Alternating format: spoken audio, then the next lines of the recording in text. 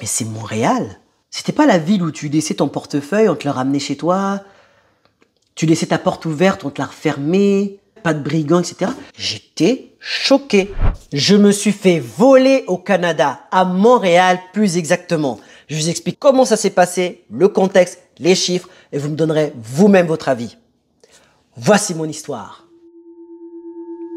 Maintenant, ce qui s'est passé, c'est qu'il y a une amie qui est venue de France, qui est venue vivre à Montréal.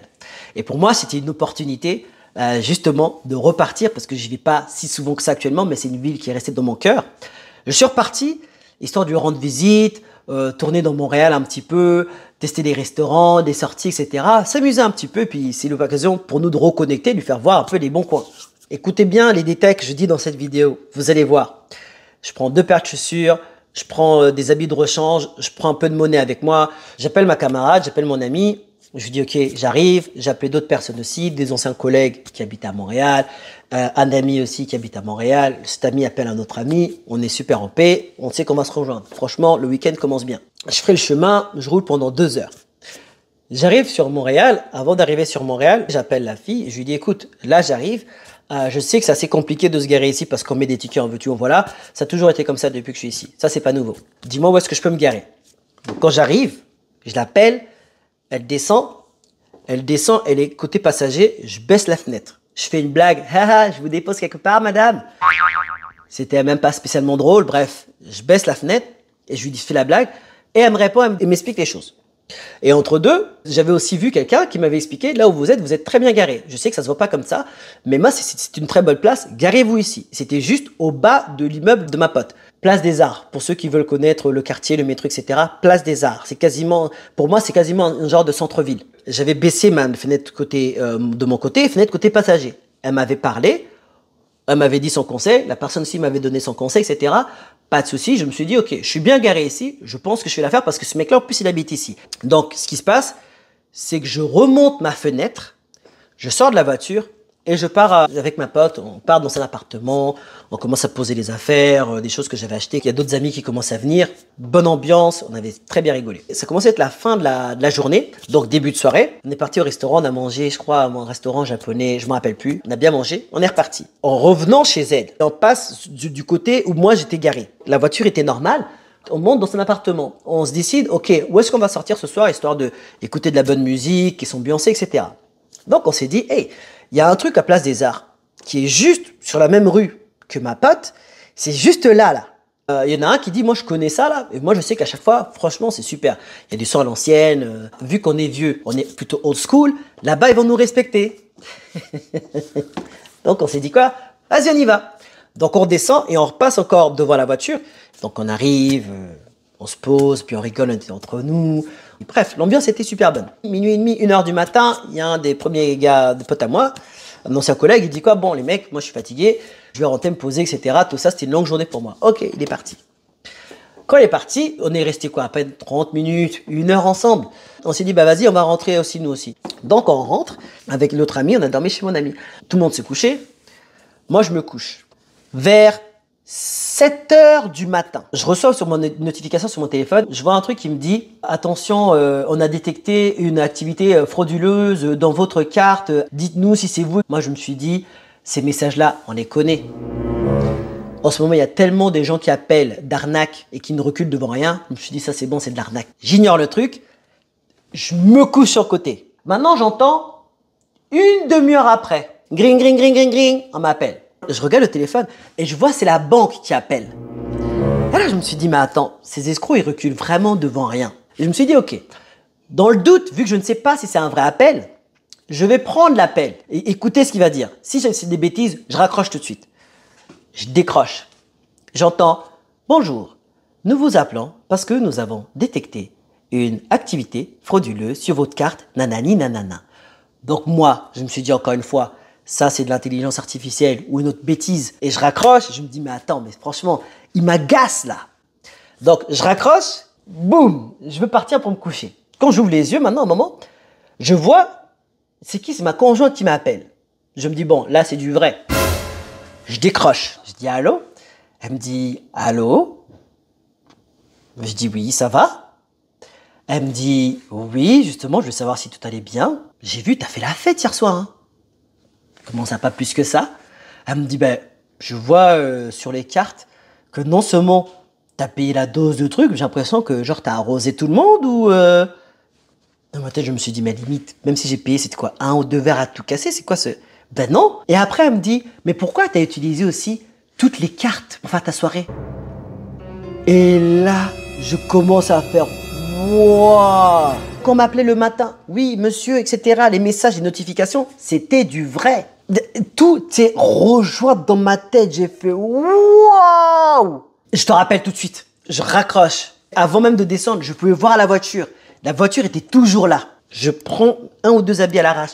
Je prends l'ascenseur, je descends. Je vois là ma voiture. Côté conducteur, rien. Je dis, c'est bizarre. Et en plus, je suis passé plusieurs fois devant la voiture. Hier, on est passé plusieurs fois. Maintenant, je fais le tour de la voiture et je vois le côté passager, la fenêtre baissée. J'ai refait le film dans la tête, le puzzle. Je me revois en train de la blague et puis après, je remonte mon côté. Le côté était baissé et j'avais trop les nerfs. Au début, je me suis dit, mais c'est pas possible. J'en ai parlé à mes amis de la soirée et moi, j'étais choqué. Pourquoi j'étais choqué au premier lieu? Parce que je me suis dit, mais attendez, mais c'est Montréal. C'était pas la ville où tu laissais ton portefeuille, on te le ramenait chez toi. Tu laissais ta porte ouverte, on te la refermait. Pas de brigands, etc. Et mes amis m'ont dit, mais Julio, réveille-toi. Ça fait peut-être 12 ans ou 11 ans que tu habites plus à Montréal. Mais le Montréal que tu vois là, c'est pas le Montréal que tu as connu. Oublie ça tout de suite. Ah non, maintenant le vol, il est courant ici. J'ai dit, c'est vrai? Ils m'ont dit, mais oui, Julio, le vol, il est incroyable. Limite, t'as même de la chance que c'est pas ta voiture qui est partie. J'ai dit, ouais, mais j'ai dit, mais attendez, oui, j'entends beaucoup maintenant des vols de voitures, mais qui blaguent pas en plein jour à Toronto. Et je me suis toujours dit, ouais, mais Montréal, ça reste Montréal, quoi. Non, rien à voir. Ça vole, mais vraiment bien comme il faut. Et après, je me suis dit, mais attends, c'est pas ce que j'ai connu il y a 12-13 ans. Et sans vouloir jeter la pierre sur nous, les immigrants ou expatriés, je me suis dit, mais est-ce que c'est nous qui avons fait changer la ville?